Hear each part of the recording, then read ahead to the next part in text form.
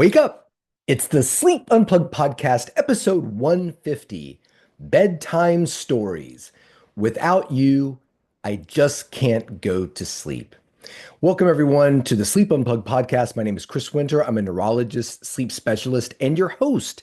If you're new to the Sleep Unplugged podcast family, welcome.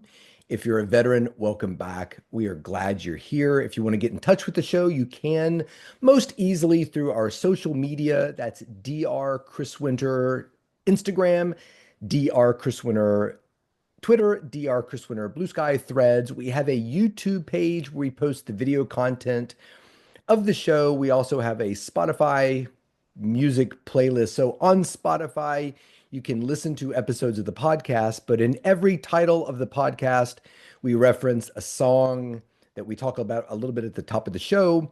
And we have three Spotify music playlists entitled Volume 1, Volume 2, and Volume 3. So if you're interested in listening more to the music we talk about on the show, you can just find those Spotify playlists and you can follow them and add them to your playlist collection on Spotify. Well, it's been a busy week. I just got back from Chicago yesterday, was up with a lot of really smart and dynamic sleep specialists. I think that the key to anyone's professional success is always being hungry to be better, to learn, to never really consider yourself expert in anything. And I don't mean that in an imposter situation, imposter syndrome situation, but something where you can learn from people. And I learned a lot in just about 24 hours being up there with these people. Two of the people who spoke at the meeting I was at was Richard Bogan, who is a sleep specialist in South Carolina, and Logan Schneider, who is a Stanford trained sleep specialist that I always look at him when I hear him speak and think, oh, yeah, he's like my age. We're contemporary. And I looked him up before this podcast. That guy graduated from his fellowship like 12 years after I did. I mean, he's 12.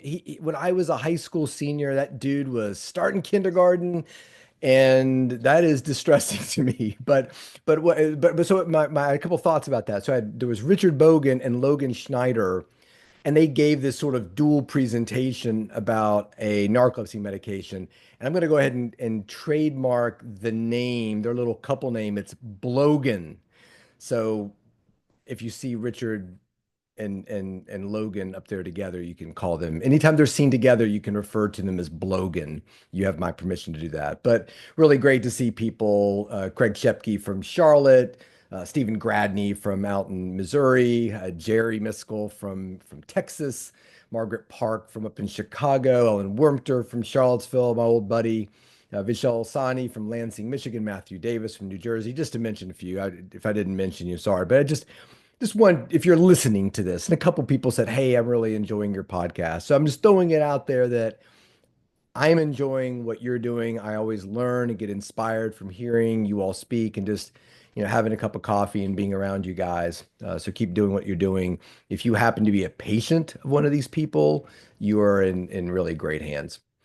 So our sponsor for this week is our sponsor from last week, Authenticity 50. And once again, we are really happy to have them sponsoring our podcast. We talk frequently about creating positivity about sleep, and that often begins in the bedroom. So last week we talked about creating the bedroom sanctuary. And this week we're going to transition. It's an Insomnia Monday. So we're going to kind of talk about crutches in this podcast episode.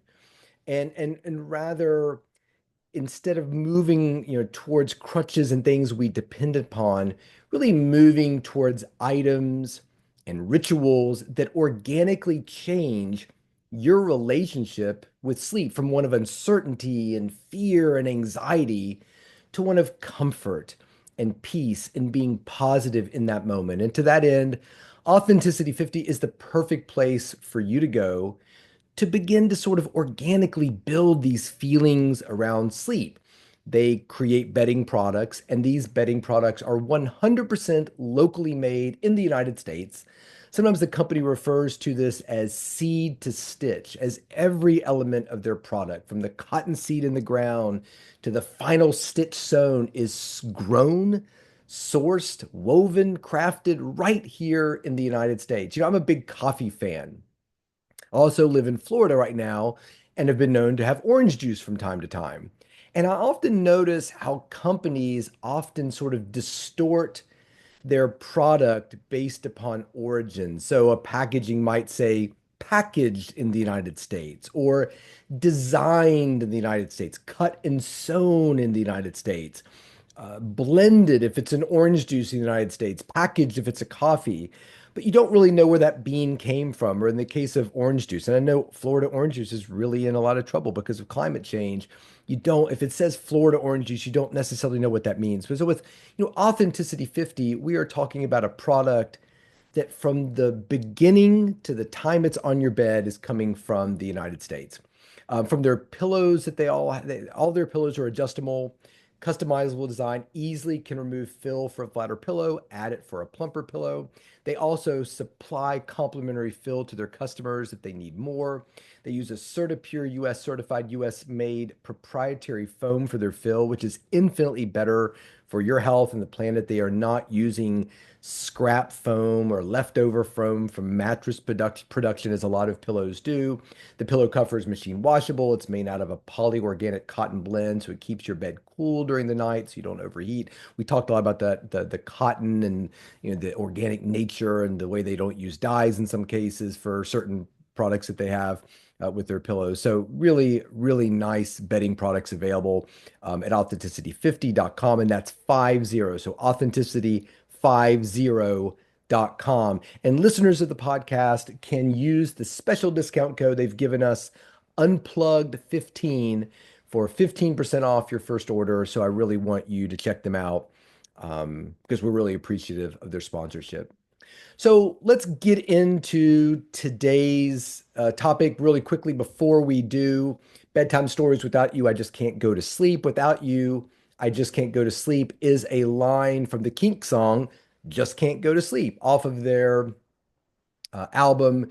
If you were in the United States, the album was called You Really Got Me. It was released in 1964. If you happen to be living in the UK at the time, the Kinks' debut album was called Kinks.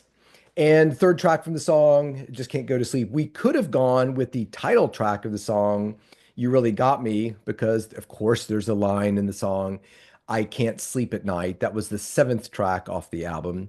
Actually, Jimmy Page, the Zeppelin guitarist and former Cream guitarist, played on that album, but it's not entirely clear, I think, where his guitar was featured in there. Of course, the Kinks, very influential 1960s band led by Ray and brothers Ray and Day Davies. Big fan. And when you really get into the history of the Kinks, they're one of those bands that their influence is really outweighed, is a lot bigger than maybe the body of work that you might be familiar with, which is really interesting because when you talk to a lot of bands, even modern bands, Oasis, and they often cite the Kinks as being big influential forces. And what's really interesting to me about the Kinks is they released "You Really Got Me" in 1964. Another British group released their debut album in 1964. England's Newest Hitmakers, that was the name of the album in the United States, or the Rolling Stones, if you were in England. That was also released in 1964. I think these bands were on sort of parallel paths, but in 1965, because of the Davies brothers' behavior, they were on I think it was on the Dick Clark show, if I'm not mistaken. They were actually banned from touring in the United States for many years. And they had to fight to get back to being able to perform in the United States. And if you couldn't perform in the United States, you were sort of dead in the water. So if you really look at the Rolling Stones and the Kinks progression, it's like when I watch these cooking shows sometimes, and sometimes one of the cooks gets the advantage of being able to tell another cook, stop. You're not allowed to move for 5 minutes. And you think, okay, well, 5 minutes. Well, that's everything when it comes to cooking. And that tour band, I think, was everything in terms of building their publicity. They had this kind of the Rolling Stones had this big sort of head start. So we'll put on there, without you, I just can't go to sleep. And if you're sort of new to the Kinks, we often talk about David Bowie. David Bowie was a huge fan of the Kinks, particularly the song Waterloo Sunset, which is a beautiful song. I couldn't make it work for the episode of the show, but you should check out Waterloo Sunset. Some people say it's one of the most personal songs ever written in the history of music. It's really quite beautiful. So let's get into this topic. This topic kind of began because we did our last Insomnia Monday, the first Monday of April, was on cognitive shuffling. And I had a listener write in and say, "Oh, a really interesting, podcast you did on cognitive shuffling. What do you think about bedtime stories?" And I was going to write, response or post a response. And I thought, you know what, or read it as a, which I did read as a letter. I thought this would be a great episode for an Insomnia Monday podcast. So here we are. What is a bedtime story? I think everybody knows what a bedtime story is. It's sitting down with your children and reading Goodnight Moon, which I did a lot with my children growing up when they were really little. So they would have a little stack of books and they got to pick three, and we would typically end on Goodnight Moon. It was a calming book that has very little plot. The pictures are sort of hypnotic in a weird way. They change a little bit and they kind of go from color to black and white, from a full picture of the room to a, single little item in the room. It's something very meditative about the book. And so bedtime stories have evolved with the advent of the iPod and music services like Spotify, apps like Calm have sort of sprung up to create these sort of bedtime stories, which are these calming narratives that you listen to before you go to bed, sort of narratives without a whole lot of plot. Like they always kind of reminded me, did you ever watch Downton Abbey? I loved at the end of Downton Abbey, they would show you previews for the next Downton Abbey. And I always found that other shows do the same thing. Like Game of Thrones would do the same thing. So you watch this intense episode of Game of Thrones, and there's dragons, and somebody's designed this dragon neutralizing weapon. And now, my God, the walkers have their own dragons with these crazy blue eyes, and they're undead dragons. And every time you'd watch the episode, you were like breathless by the end of it. And then they would next week on Game of Thrones, and it was craziness. It was, now the dragons are undead and they're being ridden by this guy who's now in a relationship with his sister, and they're raising an army over here. And this person has betrayed this other person, and now a witch has had sex with this other guy, and they've created a demon offspring that's trying to usurp the crown. I mean, at the end of the preview, you're like, oh my God, rewind that. Like, what in the world? It like hits you like a ton of bricks. I always thought that was so interesting versus Downton Abbey. So Downton Abbey, the whole episode's about a missing cufflink that they're accusing the home staff of stealing, and at the end of the episode they find it. It was just in the couch. That was the whole hour-long episode of Downton Abbey. And then next week on Downton Abbey, it's sort of they're cooking in the kitchen. Oh, where are the carrots? I can't find any good carrots. And then the next scene, should we go for a ride in the countryside? Well, I think we should. Maybe we should have such and such over. Well, I don't know that their family would approve. That's it. Next week on Downton Abbey. Like, that was it. Like, a little bit of cooking and maybe inviting somebody over to dinner, maybe not, and go for a ride on your horse. Should we? Should we not? That was the whole episode. So to me, when you think about the proper bedtime story, you're thinking about Downton Abbey. You are not so much thinking about Game of Thrones. So these calming narratives are read kind of slow. Somebody asked me, do you listen to your own podcast? I'm like, yes, I do, but I listen to it at 1.4 speed minimum. If I put myself on, I always think I speak fast. When I listen to myself speak, I'm like, speed it up. Let's go. Let's go. I cannot listen to myself at all on regular speed. So it's read kind of slow with long pauses, a monotonous tone, and soothing language. Let's walk along a path near a river. Let's talk about the history of dirt. Where does dirt come from? How does it get to be there? How long will dirt be here after we're gone? Like that, it's that kind of thing, right? So, sleep stories, calm, it always irritated me. When my first book came out, The Sleep Solution, yeah, I would look at it. How's it doing on Amazon? Anybody buying it? What do people have to say about it? And they would rank you. Okay, in terms of all the sleep books out there, hey, Chris, you're ranked number 4. Well, that's God, that's amazing. fourth. Like of all the books you could buy about sleep, that book is fourth. That's incredible. Well, who's beating me? Well, Matthew Walker's books always beat me. Matthew Walker's book has now become the Bible in terms of it's never going to be, it's always going to be the number one book about sleep. So we can set that aside. What's number two and number three? Number two is some bedtime story read by P. Diddy. So that always irritated me. I'm like, well, that's fine. Can you have your own category of what are the best bedtime stories to listen to if you want something monotonous to fall asleep? Or maybe they were. Maybe mine was the fourth most monotonous thing to put you to sleep. I don't know. So anyway, they're out there. There's lots of them. And some people listen to the same ones over and over. So it kind of occupies this cognitive space, but it's not really triggering any curiosity in your brain. So it becomes a very safe place for your brain. It's a known entity. It is returning to your safe and comfortable childhood home. And they're often read by celebrities, I think, A, to kind of, get you noticed as you're scanning through Matthew McConaughey or like I said, P. Diddy or a Jonas brother is reading this story. How amazing.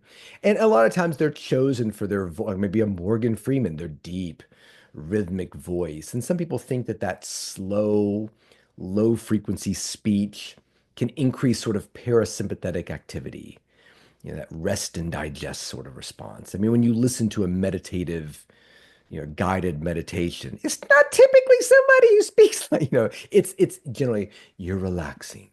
You are an ant on a leaf, gently floating down a creek to, on a path that has no beginning, it has no end, it's that kind of thing, right?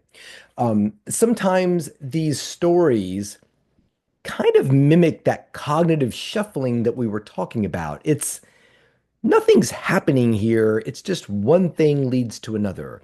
As the lonely knight travels down the path, he encounters a windmill. And as the windmill turns and the leaves interact with the arms of the windmill, they slowly rustle to the ground. Like, well, what happened to the knight? Why are we talking about windmills and leaves now? Like, whatever happened to that night guy we were talking about earlier? I was kind of curious to figure out what his deal was and where he's going. So it's just sort of one free association, one thought leads to the next in an almost dreamlike state. So I think in some ways they're trying to engage that cognitive shuffling. The story is trying to prevent you from guessing what's coming. Oh, I know what's going to happen. The knight's going to come along and he's going to take those people's gold and there's going to be trouble because he's kind of an ornery character. Like they want the opposite of that, right?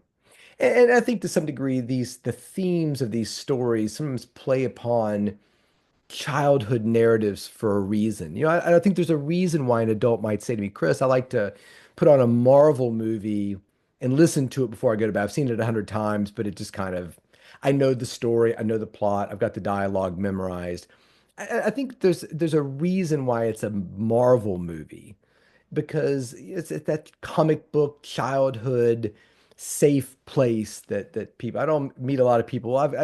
Schindler's List. That's typically I don't meet a lot of those people who are like, I've got it all memorized. I know the whole thing. It's just kind of a relaxing thing I like to listen to before I go to bed. I don't meet a lot of those people. It's typically something kind of light and fluffy, but not rom-commy. It's more of a Marvel kind of thing. Um, I think the point here we want to get to is what do you think about these things? Like, are we doing ourselves a favor with these? Are these positive things we should be using? Where should we put these in the schema of treating insomnia? And I will say right off the bat, I think that these things are probably better than being on your phone and scrolling. So there's definitely a hierarchy here. Chris, I take a ton of pills to fall asleep at night, and my phone's in my face, and I just scroll for hours and hours until I fall asleep and drop the phone. Well, that's not good. Chris, I drink a lot of alcohol to help me fall asleep. Not great. Hey, Chris, I used to drink a lot of alcohol to fall asleep, but I've really found that Jonas Brothers bedtime stories are really doing just as well as the alcohol and have really helped me get away from the alcohol and sort of come to sleep a little bit easier than using these chemicals to sedate me. What do you think? I think great. Congratulations. You are absolutely moving in the right direction. They're training wheels, right? I used to really not be able to do anything on a bike, but hey, I can kind of ride around now with as long as the training wheels are there, I can actually ride a bike. I think that's fantastic.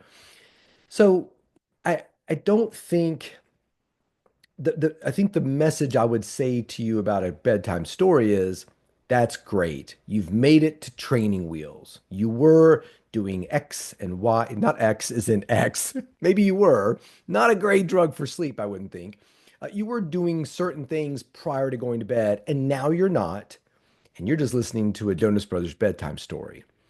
My message would be great, but like the training wheels, let's not stop there. That's fantastic. Congratulations. Okay, let's be with the training wheels for a while. Hey, I notice when you ride the bike now, you're kind of balancing in a way that I can hear the training wheels aren't really touching the ground much anymore. They just kind of barely, skip across the ground. You're not leaning on it. You're support. Do you feel that? Do you feel as you ride that you're really balancing yourself? You're not using the training wheels. Okay. Is it time to, raise the training wheels? A time to take them off? Like, are we ready to go here?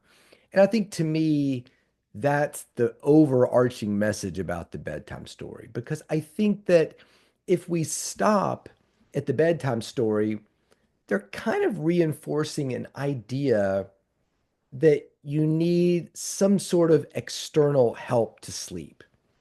And I often talk about my patients wanting to get them to a place where they're sort of bulletproof, they're self reliant, their sleep when they come to the strange hotel, when they're dealing with a little bit of stress. There's a funny dripping sound coming from outside. When I was at the hotel I was staying at in Chicago, I woke up around 2 o'clock in the morning, and it sounded like, little fingernails were kind of tapping on something. And I realized it was a sound the air conditioning was making that I hadn't really noticed in the daytime. And my first thought was, oh, this will be interesting. Can I just tune that out and go to sleep? Next thing I knew, I was out cold. So when I first heard it, I thought of it as a positive. Oh, this is interesting. I'm curious if I can just sleep without that. It wasn't, oh gosh, how am I going to get this thing to stop? Do I need to turn the air conditioning off? Oh no, I wish I were in my quiet home back in Florida. Whatever. Like it's like whatever, or maybe it will tap, tap, tap, tap, tap, and I won't fall asleep. In which case, okay, well, I'll deal with that too. It's not a big deal. So it really starts to become, I want people approaching sleep with a curiosity and an optimism and a faith, a belief, a confidence.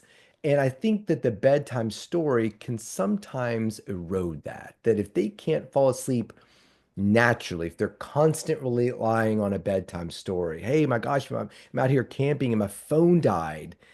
I'm not going to be able to sleep. I got to find somebody who's got some charge in their phone, or I got to go turn on the car, sit there for a while, charge up my phone so I can come back into the tent, play the Jonas Brothers bedtime story, and get some sleep. I don't want that.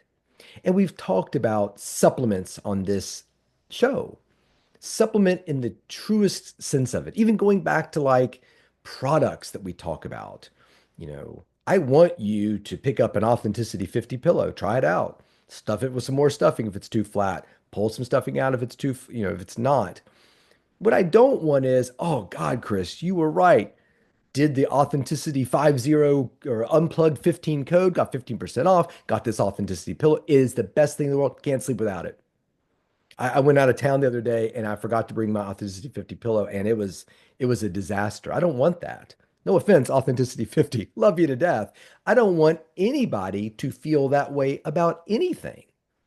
I want there to be like, oh, I liked having this pillow. It really makes me comfortable. It supports my head. But if I'm in a Westin hotel in Chicago, I can sleep without it. It's not that big a deal. Like I'll miss it, but I'm still confident about my sleep. That's where we want it to be. And CBTI calls this self-efficacy. Like I said, I call it bulletproof sleep.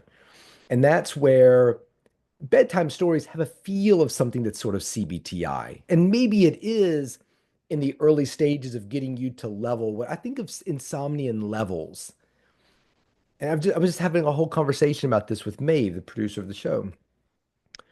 Level one is believing sleep is essential. If I tell you everybody sleeps generally about 6 hours for every 24 they're on this planet in general over, a 30-day period, how does that resonate with you? The hell they do. No way. Not me. I'm lucky if I get an hour of sleep every night. I'm not sleeping an average of 6. No way. Okay, we're at level one, right? So I think that this can be something that can get you to a certain level. But I think there are levels above bedtime stories for sure.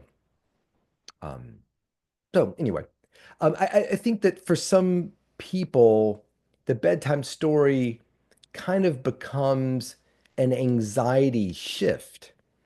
So we're taking somebody from I can't sleep or will I be able to sleep to what will my access to the bedtime story be? That becomes the anxiety, right?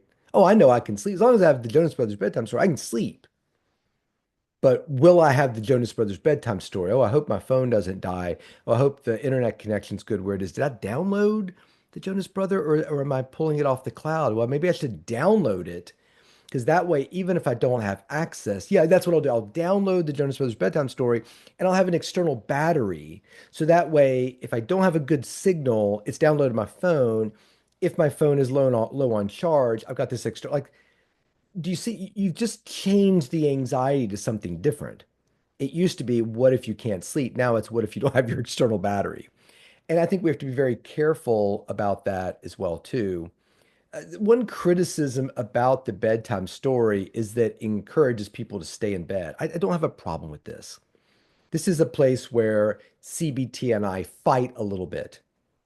If you're saying, look, Chris, I get into bed after a period of time of being awake in bed, I don't want to be there anymore. It's causing me angst, fear, dread, loathing. Then get out of bed for sure. But I have so many patients who say, I'd like to just stay in bed while I'm waiting to sleep, but I read somewhere or somebody told me after 15 minutes, I have to get out and go do something. Absolutely not. I was sitting with a doctor that I really, a sleep doctor I really care about. I think she's great. And we were talking on a panel and somebody said something about, we were kind of bouncing back and forth about that. And somebody said, what do you think about, get in bed if you haven't fallen asleep in 15 minutes, get out and go do something else. She said, yes, that's what you have to do. And then the question was over and the moderator was getting ready to go to the next question. And I just spoke up. I said, I disagree. Why, that we're creating more anxiety with that construction. If somebody says, look, Chris, I get in, and this is me, I'll tell you personally, I get in bed. 15 minutes have passed, I'm not asleep. I'm fine staying in bed. I want to be there. Kind of like it. I run towards it. The idea of being in bed awake, awesome. So the idea of being in bed awake, listening to Jonas Brothers bedtime story, I don't have a huge problem with that. It's encouraging rest. You're looking forward to doing something in the bed. Yes, it's not sleep or sex. It's listening to the Jonas Brother. But again, we're creating a positivity about being in bed, being awake. Yes, there's a Jonas Brother involved in that. Maybe we're just a step or two away from, well, what if we took Joe Jonas out of the situation and it was just you in bed waiting to fall asleep in a really positive, proactive, meditative headspace? Great. Again, same thing with cognitive shuffling, right? You want to sit there and think about a letter that starts with P or words that start with P. A letter that starts with P is P, by the way. Words that start with P, go for it. I have no problem with that. It's the relationship you have with the bed that is the problem. And that's the crux of the CBTI tenet. If this is a negative experience, get out. But we never talk about that part. It's assumed it's a negative experience. Doesn't have to be. Not at all. I don't mind going to a bar with friends, hanging out with them, and not drinking. What's the purpose of the bar? To go and have a drink. Well, I don't want to. I just want to go there and enjoy being there with my people and not have a drink. Is that okay? If you're at a bar and you haven't had a drink within 15 minutes, you've got to leave the bar. That's my new rule. From now on, Dr. Winter says, and you can tell people this, if you're in a bar and you're not drinking within 15 minutes, you must leave the bar. You can't just be there enjoying the company of other people. The other thing too is again, are we associating being in the bed and being awake? Again, I don't have a big problem with this because I don't think being awake in a bed is a bad thing. I think there's an underlying message there that being awake in bed is a bad thing and we have to get rid of it. Um, in terms of, competing with sleep drive, it's sort of like you're trying to fall asleep, but you're also trying to listen to the story. I get that. Like, I think the quiet wandering of your own thoughts is something you want to cultivate when you go to sleep at night. And maybe the bedtime story is sort of competing against that disengagement because you are engaging every night with a story to some extent. Now, the story is trying to disengage you because it's boring, it's monotone, nothing's really happening. But as you start to use these bedtime stories, you have to start understanding that, hey, with this bedtime story, you are learning to disengage like the training wheels. Can we take them away? And you continue to practice that skill of disengagement. I think that sometimes all of these things sort of sum up to mislead you about feeling like you're improving from your insomnia. I think it's more of a side shift. I mean, I talk to my patients all the time about techniques and habits and products that they bring into the bedroom and what message are they conveying? Are they conveying a message of here's a great place for you to practice your disengagement with sleep? Or is the product and the way it vibrates your head or the sound it makes or the light it's using or the pill in your mouth or the supplement or the drink or whatever, the thing that you believe is actually making you sleep? So I always want to ask the question, are they facilitating a positive feeling about sleep? Or are they actually perpetuating avoidance of the problem, which is without blank, fill in the blank, I'll not be able to sleep. So, with that said, I just want to once again mention and thank our sponsor, Authenticity 50. I think comfortable bedding, cozy blankets can be the start of rebuilding that relationship. That I like being in that cozy spot. I like being in that bed no matter what happens. I'm not relying on that to sleep. It's just supporting the sleep when it comes. So rebuilding that relationship is so important. They make amazing bed products and home goods, 100% seed to stitch USA, which I love. Find them online at Authenticity 50. That's authenticity50.com. Don't forget the Unplugged 15 discount code to get 15% off your first order. Bedtime stories can be a bit of a form of avoidance. So just, making sure that we're mindful of that as we're using them. And again, it is a stepping stone to the next level, just like in a video game. Um, I think that in the same vein of that, we want to think about, I think a good way to think about that is it tool or trap? There's an inherent paradox here that bedtime stories make you feel like you're doing something productive for your sleep. I was really struggling. I started using the bedtime stories, and now I'm really been sleeping great. You should try them. They're really good. They've really helped me out a lot. What happens when you go without it? What if you didn't have that? Do you feel trapped? Or do you feel like it's been a tool to help you get to a place that if you don't have the bedtime story, you're going to be okay? That's where I want people to be. And one outlet described it as safety behavior in a velvet cloak. I was kind of like that. So this idea that something's inside this velvet cloak that might be helping reduce your anxiety, reduce your OCD feelings about it, but you're not entirely sure what's encased in that velvet. It might be positive, it might be negative. I think that association problems are really important, that we want to associate the bedroom with a positive feeling about sleep, positive skills for the sleep, and always want to be striving to make our sleep better. Just like I was thinking about being in Chicago. I never want to be the doctor that knows everything. A, boring, right? It's like I always told my kids, you don't want to be the kid on the team that every time he gets up to the bat, hits a home run. It's kind of boring. Like it's kind of fun to struggle, figure things out, learn from other players and coaches, and have that satisfaction of being a little bit better. That's where I would want somebody who is really into the bedtime stories to be like, great, this has gotten me to the, double A level. I want to be at that triple A level where I don't need the sleep story anymore. I'm not going to say anything about the weirding module, which I mentioned in one of the previous episodes. He no longer needs the weird. That was the, kind of this whole thing. But again, you know, I want you to have sort of this crutch-free um, existence with sleep. And so to that end, you don't need to trick yourself to sleep. The act of trying to sleep is something I always find that so interesting when a patient says, I try to sleep, but it doesn't happen. I try to nap. Oh my God, I try to nap all the time, but I can't. So whether it's a pill or a practice or some sort of technology item or a bedtime story, I don't want that to ever be the substitute for a much more organic relationship. It's a training tool, it is a confidence builder, it is a step along the path. But I would invite you that if you felt like I have a dependency, and we could even step back a little bit more and say it's not just a bedtime story, I'm dependent on this thing to sleep. Learn about sleep, read about sleep, understand that sleep is inevitable, it's automatic, it is going to be there for you. So if you want to listen to a bedtime story, I mean, when my first book came out, both of my books have an audiobook to them, The Sleep Solution, The Rested Child.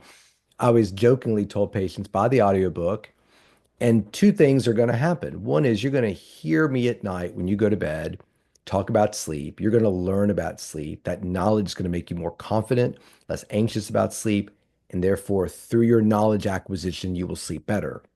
Or my monotonous, kind of Southern accent is going to bore you to sleep along with the content of my book, and you're going to fall asleep. Either way, you win. So that's it. Sleep stories done and dusted. Tell me about your favorite sleep story. Do you listen to them? What is your relationship with them? Have you been able to achieve something by listening to the sleep story, but then allow that to springboard you forward? Or are you trapped within the soothing tones of Joe Jonas's voice forever and ever? Take a listen to the Kinks and follow me on Dr. Chris Winter. Uh, Thanks to Authenticity 50, Authenticity 50. Check them out on their website. Use the code Unplugged15 for your first order of their amazing bedding. And until next week, sleep well.